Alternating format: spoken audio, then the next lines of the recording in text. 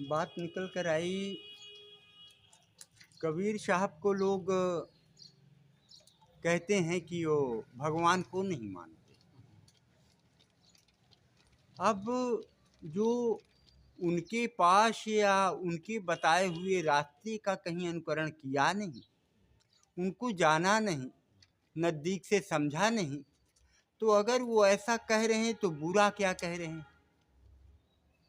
जो उनको जाना समझा ही नहीं, उनका शब्द रामायणी मतलब उनके शास्त्र देखे ही नहीं, तो वो क्यों न कहें।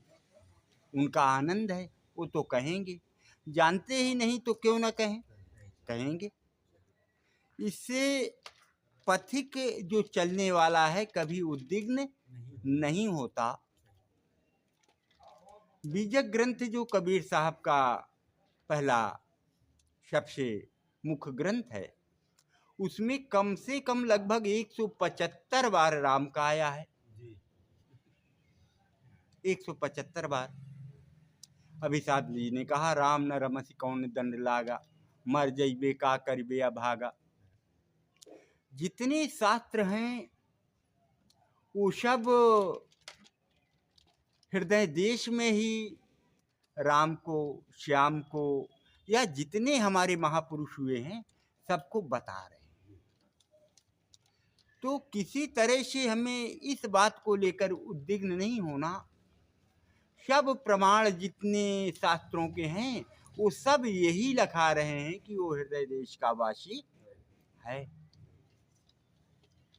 अगर हृदय देश का वासी है तो फिर उसको पूजा कहते हैं, ये लोग नहीं करते। कबीर साहब के अनुयायी ही हैं जो सही पूजा करते हैं, जीते जागते की पूजा करते हैं, सद्गुरु की पूजा करते हैं। और बाहर वाले तो रात दिन केवल कल्पना में छलांगे मारते, काल्पनिक को पूछते हैं जहाँ कोई है नहीं, सुनने वाला ही नहीं है, बात करने वाला ही नहीं है, और उसी से आशीर्वाद मांगते हैं। उसी को खिलाते हैं जो खाता नहीं है, उसी को पिलाते हैं जो पीता ही नहीं है, जो अपना हाथ का बनाया हुआ जड़ प्रकृति का। और यहाँ साहब जी के दरबार में तो जीते जागते को। वाह, ये सदगुरु काया रूपी जो सामने है सदगुरु। और जब सामर्थ्य बनी तो अंदर अंतःकरण में गया, आत्माराम में। उसको आज गुरु शंकराचार्य भी चिल्ला के कहते, आत्मैक्य बोधेन बिना विमुक्तिर्न